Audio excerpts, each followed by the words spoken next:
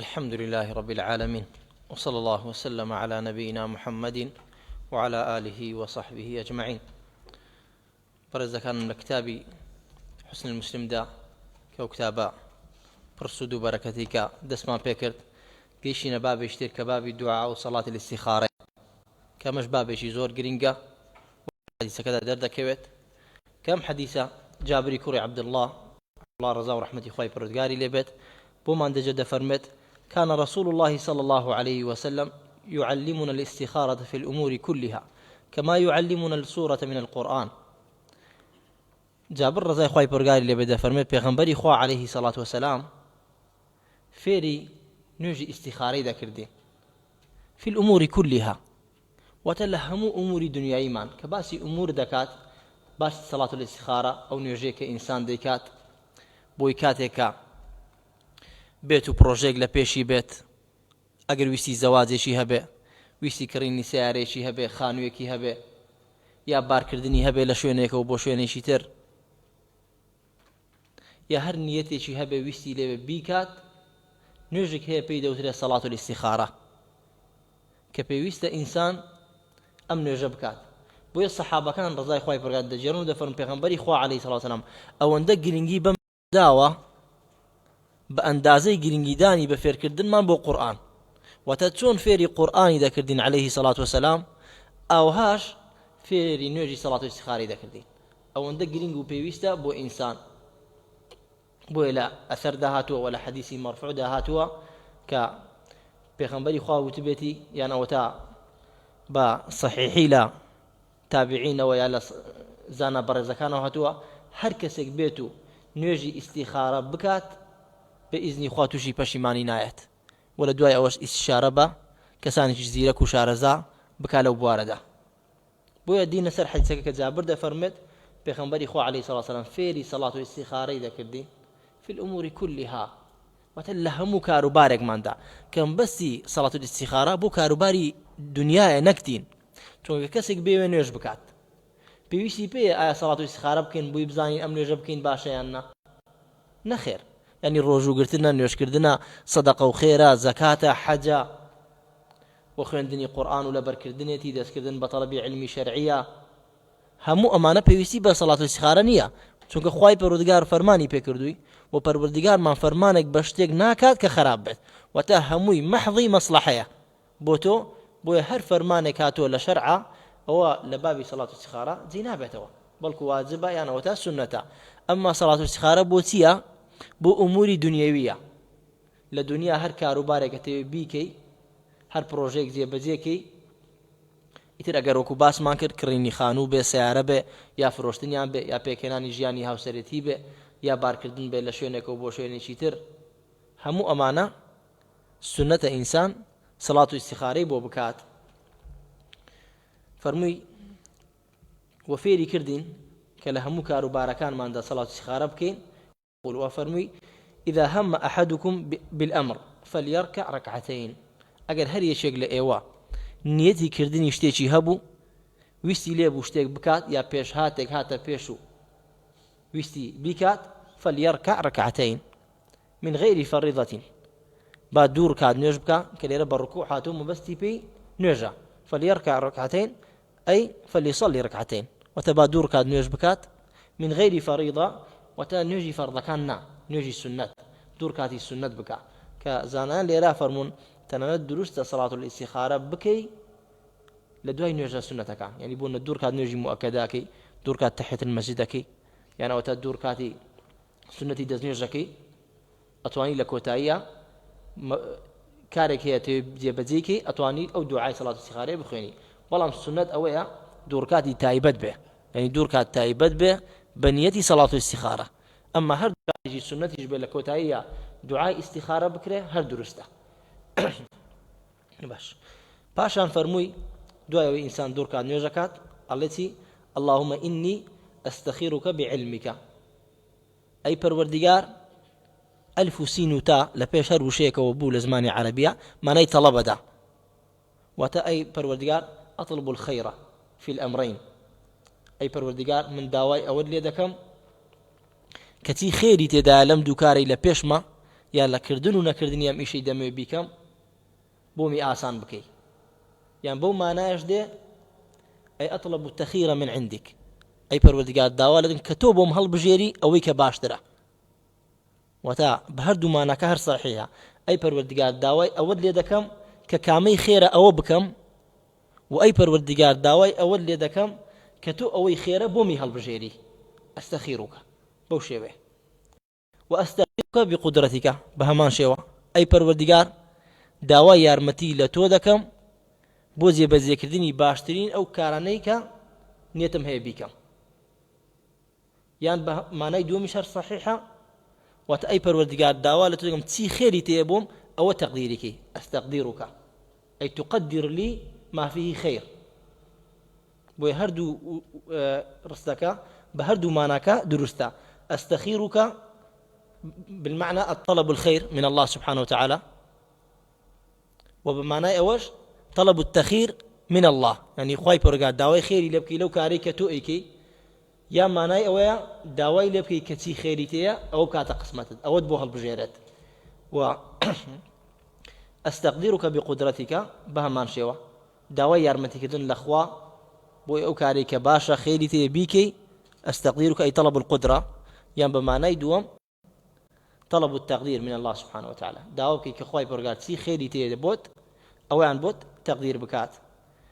وأسألك من فضلك العظيم أي پروردگار داوا لفضلي تودكي كخاون بخشش وفضل وتاكيش يزقار قورو عظيمي فإنك تقدر ولا أقدر توبة أنا إلى سرها مكارك ولا سرها مشتك خيري تدابت وتعلم ولا أعلم وتوهر خوت أزاني تسكارك لما كردني يا نكردني خيري تيبو من أي پروردگار داوا لذا كم بومي آسانكي وأنت علام الغيوب وأي پروردگار تو خاوني علمي غيبي وتدزاني لپشت أمكارانوا لسرنجام ونتيجة أمكاري كمن ديكم آية باشا يا خرابة بويا أجر باشا وخيري تي پروردگار بومي آسانكا أجر خرابة وشري تي ليمي دوركوا باشا الله بفرمي اللهم إن كنت تعلم أن هذا الأمر ويسمي حاجته أي خواي پروردگار أجر توب أزاني أم كاريك منيكم ويسمي حاجته وتكاركتي ناويدي أجر جنهنانا بلا إخواي پروردگار أم جنهناني من أجر خيري تي بوم ياسانك خانو كرينا فروشتنا هر كاريكي خيرا لدنيا دا ناويديني على إخواي پروردگار خير لي في ديني ومعاشي وعاقبة أمري أجر خيري تي بو دينكم وتسرنجامي أم كاريك منيكم بخير جيرته بو دينكم وتبته كارك دينكم بارز راوبت سلامت بيت دامزراو بيت إيمانم برستر بيت لتو نزيكتر بمو أي خواي پروردگار زيادة دزگرتو بم بدينكم يارمتيم ديم كارا جيبجيكم ومعاشي وت دنياي وأجر خيري تي أم كارا بو دنياي من لدنيا سودي لي بينم بومي آسانكي وعاقبة أمري عاقبة أمري وتكوتاي نتيجة يعني بو قيامت أجر أي پروردگار أم كاري كمنيكم لقيامته أبيت معي خير ومكو خير لا ترازو كذا وكان أبين موا بومي آسانك أجر سود خيري نية بوم نبو دنيا نبو دينم ونبو قيامتيشم إن جاء فرمي بلي وعاقبة أمري أو قال عاجله وآجلي فاقدره لي ويسره لي ثم بارك لي فيه وإن كنت تعلم أن هذا الأمر شر لي في ديني ومعاشي وعاقبة أمري بله أو قال عاجله وآجلي فاصرفه عني واصرفني عنه أي پروردگار أقام كاري من شيكم ما يخير نية بو دينكم وتبته كارك لدين سارد بموا يعني إيمانم دابا زيت يا لتو دوركم أي پروردگار ويا بو قيامتم زرر وخرابية بسرما يا للدنيا بوي أمكاره من زررك كم أي پروردگار ليمي دوركوا ميك قسمتم ومنج لو دوركوا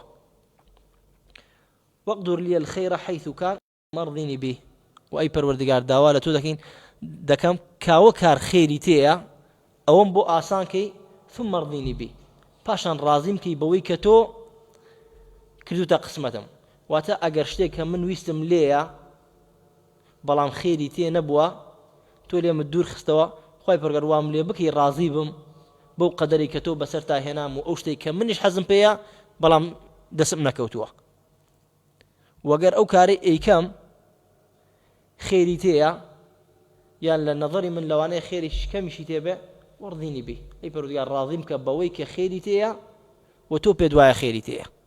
بۆیە ئەم دوعایە زۆر زەرورە و پێویستە ئینسان لەبیری نەکات. یعنی ئینسان نابێت اعتیماد بەسێتە سەر زیرەکی خۆی، قووەتی خۆی، بیرکردنەوەی خۆی، سیاسەتی خۆی، شارەزایی و خیبرە و تەجروبەی خۆی. نەخێر چونکە ئینسان هەرچەند کامل بێ، هەرچەند شارەزا و زیرەک بێ، هەر قاسڕە، هەر کەم تەرخەمە، هەر جاهل و نەزانە. پەروەردگارە کە علمی تەواوی هەیە و علمی غەیبی هەیە، ئەزانێت چی مەسلحەتی عەبدەکەی تەیە بۆ دنیا و بۆ قیامەتی. بۆیە پێویستە عەبد دایما اعتیماد کاتە سەر خوای پەروەردگار و داوا لە خوای پەروەردگار کە چی خێری تەیە بۆت ئەوەت بۆ ئاسان بکات، و چی خێری تێ ئەوە بکاتە قسمەتی تۆ و پێشی ڕازیت کە پاشان ئەفەرمێ وما ندم من استخار الخالق وشاور المخلوقين المؤمنين. هیچ کەسێک پەشیمان نابێتەوە ئەگەر بێت و ئیستیخارە بەخوای پەروەردگار بکات. ئیستیخارە وتمان نوێژەکەیە. وشاور المخلوقين، مشاورەش واتە پرسکردن بە دروستکراوەکانی خوای پەروەردگار من المؤمنين لە ئیمانداران. بۆیە بابەتی ئیستیخارە پەیوەندی بە نوێژەوەیە، بابەتی ئیستیشارە پەیوەندی بە پرسیارکردن و تەڵبی مەشورەتەوە هەیە لە خەڵک. بەڵام تۆ ئەتەوێت کارێک بکەی، پرۆژەیەک، تیجارەتێک بکەی، ناڕۆی لە هەموو کەسێک پرسی، بەڵکو لەو کەسە دەپرسی کە ئەمینە و جێی متمانەیە و ئەو کەسێک کە شارەزایە لەو بارەی کە تۆ دەتەوێت پرسی پێ بکەی. ئەو کاتە بەو کەسانە دەکرێت. بۆ یەکو پەروەردگار فەرمێ وشاورهم في الأمر فإذا عزمت فتوكل على الله. بە پێغەمبەرەکەی فەرموو ئەی محەممەد عليه الصلاة والسلام کاتێک ویستت بڕیارێک بدەی وە شتێک بکەی وشاورهم، ڕاوێژ بە سەحابەکان بکە و پرس و ڕای ئەوان وەرگرە. بەڵام کاتێک کە بڕیارت دا لەسەر شتێک فتوكل على الله، پاشان تەوەکول کە سەر خوای پەروەردگار. ئینشاءالله هەر کەسێک کە بێت و ئیستیخارە بکات و پاشان استشارە بکات بە مەخلوقین، بۆ ئیماندارانی کە زیرەکن، شارەزان، جێی متمانن، ئەهلی دینن، تەقوان، بە ئیزنی خوای پەروەردگار پەشیمانی لە دواوە نایات. بەڵێ دەینە سەر بابێکی تر کە ئەذکار الصباح والمەساء، کە ئەم بابەش بابێکی زۆر گەورە و پیرۆزە و زۆر زەرورە. ئەنی قەڵغانێکە، چۆن کتابەکەمان کە حوسن المسلمە واتە قەڵای پارێزەر بۆ مسلمانان، بۆ ئیمانداران. ئەم کتابە هەمووی قەڵایە، هەموو ذیکرەکان پارێزەرە بۆ ئینسان لە شەیطان، لە هەوای نەفس، لە خراپە، لە تاوان. بەڵام بە تایبەتی ئەم بابە کە بابی ئەذکار الصباح والمەساء زۆر زۆر زەرورە و زۆر زۆر پێویستە و بە تایبەتی تر بۆ طالب علم. تاکوم التزام بکرێ بەم ذیکرانەوە و خوای پەروەردگار پارێزەرێکی بۆ دابنا لە مەلائیکە و خۆی بیپارێزێت بۆی خۆی بەشتانێکی بێسوودە و مەشغوڵ نەکات و لەو ڕۆژەیە تووشی شتێک نەیەت کە دڵی پێ سەغڵەت و تەنگ بێت. ئەذکار صباح و مەسائش معلومتانە کە ئەذکار واتە جەمعی ذیکرە. کاتەکەی کەی دەست پێکات؟ کاتی ئەذکاری صباح و مەسا. یعنی هەڵەیە بۆ ئێمە بڵێن ئەذکاری صباح و مەسا هەمووی پێکەوە باسکەین، یان فەرق نەکەین لە بینی ئەذکاری صباح والمەسا. ئەذکاری صباح جیاوازە، ئەذکاری مەساژ جیاوازە، هەندێکیان لەفظەکەشیان جیاوازە و هەندێک ذکر هەیە تایبەتە تەنیا بە بەیانیانەوە و هەندێک ذکر تەنیا بە ئێوارانەوە و هەندێک ذکرمان هەیە مشتەرەک لە بینی صباح و مەسا کە طالب علم دەبێت فەرق بکات لە بینی و بیزانێ. تەنە لە لەفظەکانیشدا لەفظی ئافرەت جیاوازە لە لەفظی پیاو. پیاو کات ذکرەکە کات بە لەفظی پیاوەی کات و ئافرەت کاتێک ذکری صباح و مەسا ئەکات بە لەفظی ئافرەتانای کات.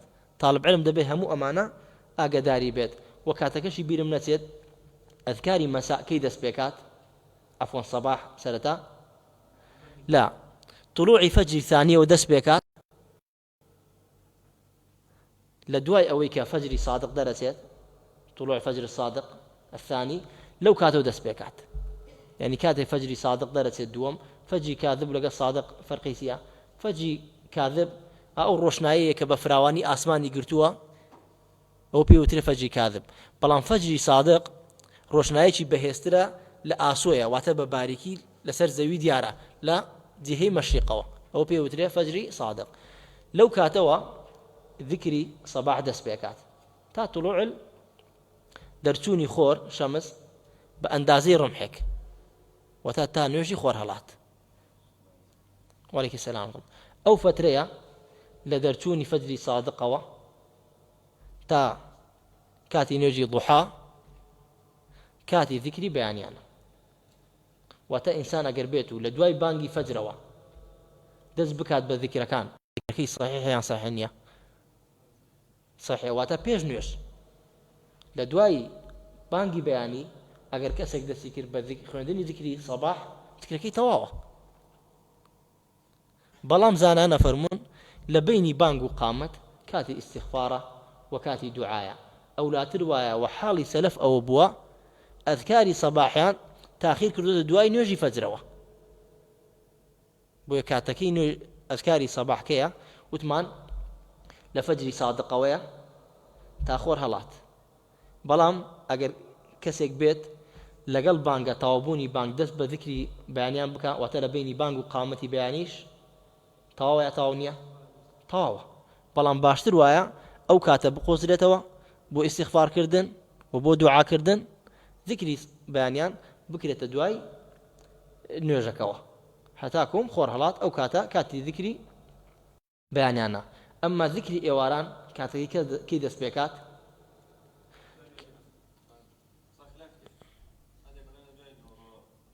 باش چیتر قسەمان بۆ کات دەربارەی فەرموو کاکە زەکەریا.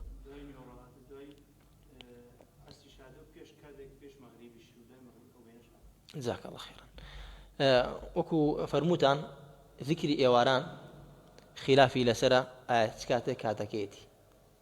بەڵام ڕای ڕاجع و ئەسواب ئەوەیە وەکو شێخ صالح عوسەیمیش تەرجیحێکات فەرمی کاتێک ئەڵێن صباح الصباح جزء من الصباح، يعني كاتێک ئەڵێن أذكار الصباح وأذكار المساء. أذكار الصباح وتا کە ئەڵێن صباح واتە جزئێک لە ڕۆژ ومساء جزء لا ليل، يعني الصباح جزء من النهار والمساء جزء من الليل. وتكاتك لين ذكري بيانيان ذكري بيان بيرنيجي كره اگر بيرنيجي بياني كره بياني نيه بهمان شيء ايوارا افرمه كلين اذكار المساء وتاذكار الليل. تسكاتك دس بيكات او كاتيك ليل دس بيكات تسكاتك ليل دس بيكات بعد غروب الشمس. يعني أفرمي أول رأي راجحة لدواي أوابوني خور ذكري مساء دس بيكات. شون كاتي قال لي ذكري مساء، المساء جزء من الليل بشكل لا شو والشو نايتا مغرب نبات. وتا الرأي راجح لذكري مساء سكاتك لدواي أوابوني خور تا نماني شفق الأحمر نجي عيشة أو كاتي نوجي كاتي ذكري مساء لسر رأي راجح. بلام كسك بيتو بيشي بخات وكو جواز درسته بلام كاتي حقيقي وصواب أو إلى دواي مغربه دس بيكات. بهمان شيء وزانانا فرمونا قربيتو كسك لدواي نوجي مغرب مباشرة دس بالذكر كان بكات لبيني بانغو قامت ديسان درسته وكو لبابي صباح جمان بلام باشتر وأفضلت أويا أو كاتا بقوزيتوا بو استغفار ودعاء كردن ولا دواي توابون نجي مغرب ذكري مساء بخوينات. وأم بابته وكباس ما كر بابته زور جرينجا بيويستا وذكري صباح ومساء كخلق يجي زور تيكا لكن هلا قال ذكري بيانيان وإيواران هلايا، يعني أذكاري بعد صلوات جوازة وأذكاري صباح المساء جوازة. بو طالب علم بتايبتي ده بفرق عفوا لبيني أو ذكران بكات هر ذكرك لكاتي خوي بكات ولا شويني خوي وتوقيتك شي جرينجي بيبدات أو كاتا أكملترين وباشترين شيوي ذكرى كبي هاتبت صندقة قسمان كردوك يعني بدس كيشانية باش بوي لأذكاري صباح المساء مؤلف رحمتي خواي برغاري لبت بالذكر هناوة بتيكالي وبي ئەوەی کە پێمان بڵێت کام ذیکرایان صحیحە یان کامیان سەنەدەکەی خلافێکی تێ یان ضعیفە یان ئەوە تا کامیان هین سەباح و کامیان مەساء کامیان مشتەرەکە لبر أو بويت لتان تجنسه هنا كي مؤلف كتابه شيء ورقي هن شيخ صالح عثيمين درباري خلاصة الحسنى في أذكار الصباح والمساء كذكر كان زور بجواني هناوا وجاي كردوتو ذكري بيانيان لقد ذكري واراني ذاكرته أو ذكراني مشتركة أو ذكراني تايبة بيانيان أو شيء تايبة بأواران بو إن شاء الله لدو ورقيك بوتان إنساقيكين أولا بركن وكامل جبريكن يعني كامل ذكر كان بيانيان كي هنا ذكري بيانيان مشتركة لبيني بيانيان وإواران باشان سي ذكري تري هناوا دواني تايبة ببيانيان وسيانيش مشتركة هشتي بلفظي صباح هاتوا سياني بلفظي مشترك دواني تايبة ببيانيان إن شاء الله يك باسيانكين إذا بإذن إخوة بس أذكاري صباح المساء لسر أو دو سي ورقي لسر أوي لبريكن قنزاوتر لبر أوي عدد ذكر كاني باس كردوا والصحة حديث كان أوي كهناوتي همي بصحيحية أواني هناوا كلا ذكري كما باس كاد إهنيته وفرمت أم ذكريا اللهم أنت ربي لا إله إلا أنت خلقتني وأنا عبدك وأنا على عهدك ووعدك ما استطعت أعوذ بك من شر ما صنعت أبو لك بنعمتك علي وأبو لك بذنبي فاغفر لي فإنه لا يغفر الذنوب إلا أنت أم ذكريا كم ذكر هناية الشيخ رحمة خوي برقالي بخوي بي بارزت فرمي اللهم أنت ربي لا إله إلا أنت أي پروردگار تو ربي مني وتتو درسكر وبديهنر وخالقي مني لا إله إلا أنت وهر خوش الشايستي پرستشي هيس خالقك وپرستراوك نية بحق شايستي پرستش به إلا تو نبه خلقتني وأنا عبدك تو درست تذكردو ومنش بنديتهم وأنا على عهدك ووعدك ما استطعت ومن جسر أو وعد بيمانم كبتو داوما تا أو كاتي بتوانم عهد وعد تيا كزانتي من بسي بيتيا وأنا على عهدك ووعدك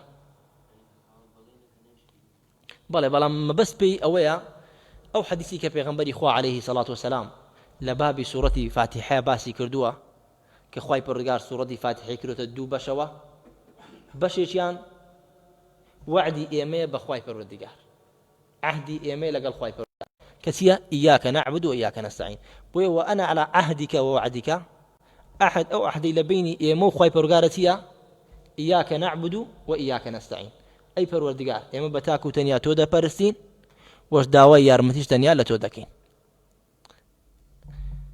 وعلى عهدك ووعدك فرموي وباشان لا حيث كان پیغمبري خوا فرمي أما بشي كما كإنسان أم عهدانا بخواي پروردگار دادات بشي دوم پروردگار فرمي ولعبدي ما سأل أي وهذا وعد من الله لعبدي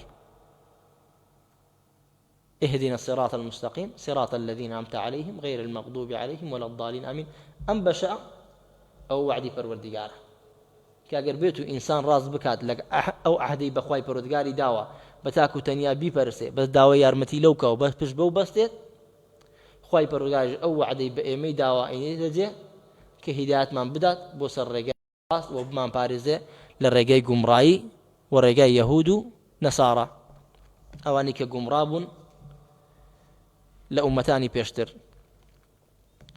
باشا فرموي أعوذ بك من شر ما صنعت أي پروردگار پنا بتو دقرم للشر خرابها موشتانيك ديكم ونفسي خون بيمي دكات يا شيطان بيمي دكات أبو لك بنعمتك علي أبو وتأعترف أي پروردگار اعتراف دكم دان بودا دانم بهمو نعمتاني كتو بسر دارشتو شوكا همو نعمتاني همانا هم ولاي پروردگار ويا وبيوست إنسان اعترافي بيوبكات وأبو لك بذنبي فاغفر لي وأي پروردگار اعترافيش بودا كم كخاوني تاوان وخرابيشي زورم بويا فاغفر لي داوي لي خوشبون لتودك فإنه لا يغفر الذنوب إلا أي پروردگار هیچ کەسێک نییە بتوانێت لە تاوان خۆش بێت وعیبەکانم داپۆشێ و ستری کات ئیلا تۆ نەبێ بۆیە داوای لێ خۆشبوون لە تۆ دەکەین پەروەردگارە لێمان خۆش بە ئەمە ذیکری یەکەم پاشان دێتە سەر ذیکری دووەم کە فەرمێ یا حەی و یا قەیوم برحمتك أستغيث أصلح لي شأني كله ولا تكلني إلى نفسي طرفة عين. يا حي يا قيوم. يا حي واتاتي جان فعلا بلى. يا حي وتأي صاحب البقاء بلى. وقيوم وتا القيوم وتا مبالغة لسر قيومتي خواي پروردگار بسر هم مشتێکەوە دەسەڵاتی خواي پروردگار بسر هم مشتێکەوە و چاودێری پارێزەری خواي پروردگار بۆ هەموو شتێک. برحمتك أستغيث أصلح لي شأني كله. برحمتي خود أي پروردگار داوال لێ دەپاڕێمەوە. أصلح لي شأني. أصلح لي شأني وتهموا شأني وتحالي وأوضاعي وأموري وجميع شؤوني. أي پروردگار داوال لێ دەکەم هەموو کاروبارەکانم ڕێک بێنە، ژیانم، گوزەرانم، ماڵ و مناڵم، مەصالحم، تیجارەتم، داوا لە تۆ دەکەم. أصلح لي شأني كله ولا تكلني إلى نفسي طرفة عين. ولا تكلني واتاتي أي ولا تتركني. وتأي پروردگار داوا لە تۆ دەکەم کە تێکڕای کاروبارەکانم، تێکڕای ژیانم، مەصالحم بۆم ئیسلاحکەی وچی باشە بکەیتە قسمەتم. ولا تكلني إلى نفسي طرفة عين. وبۆ ئەندازەی چاوتروکانێکیش ئەی پەروەردگار داوا لە تۆ دەکەم تەسلیمی نەفسی خۆم نەکەی. چونکە والعیاذ بالله گەر بێت و خوای پەروەردگار بۆ ئەندازەی چاوتروکانێکیش بمانتە دەستی خۆمانەوە، واللهی خۆمان بە هیلاک دەبێ. مەصالحی دنیا و قیامەتیش لە دەستی خۆمانی دەدەین. ذكرێکی تر بخوێنین و کۆتایی پێ دێنین ئینشاءالله. پاشان ذكرێکی تر دەفەرمێت اللهم إني أسألك العافية في الدنيا والآخرة. أي خواي پروردگار من داوای عافیتت لێ دەکەم. عافیە لە چی؟ لە هەموو شتێک، لە هەموو بەڵایەک، نەهامەتیەک، نەخۆشیەک، لە هەموو کێشەیەک، لە هەموو شتێک کە زەرەر بە دینت بگەێنێت، بە دنیات بگەێنێت، لە هەموو خەمێک، خەفەتێک، قەرزاریەک. ینی داوا لە خوای پەروەردگارکەی عافیەتت پێ بەخشێ وەتە سەلامەتی لە هەموو شتێک کە دڵت بڕەنجێنێت، لە هەموو شتێکە باری ژیانت قورس بکات، لە هەموو شتێکە لە دینداری دوورت بخاتەوە، ساردت بکاتەوە. بەڵێ ولا هەر شتێکە بێتە مای شەرمەزاری بۆ ئینسان، مای لە کەدارکردنی ئینسان داوای عافیت و سەلامەت لە خوای پەروەردگار بکات. اللهم إني أسألك العافية في الدنيا والآخرة. اللهم إني أسألك العفو والعافية في ديني ودنياي وأهلي ومالي. پاشان تفصيلي بێداوە کاڵێ اللهم إني أسألك العفو والعافية. ئەی پەروەردگار من داوای لێخۆشبوونی تۆ دەکەم لە دینەکەم، لە دنیاکەم، وأهلي ومالي. اللهم استر عوراتي. پاشان ئەی پەروەردگار هەرچی عیبم هەیە، کەم و کورتیم هەیە، خەلەل و نەقسێکم هەیە، داوا لە تۆ دەکەم کە بۆمی بۆشی.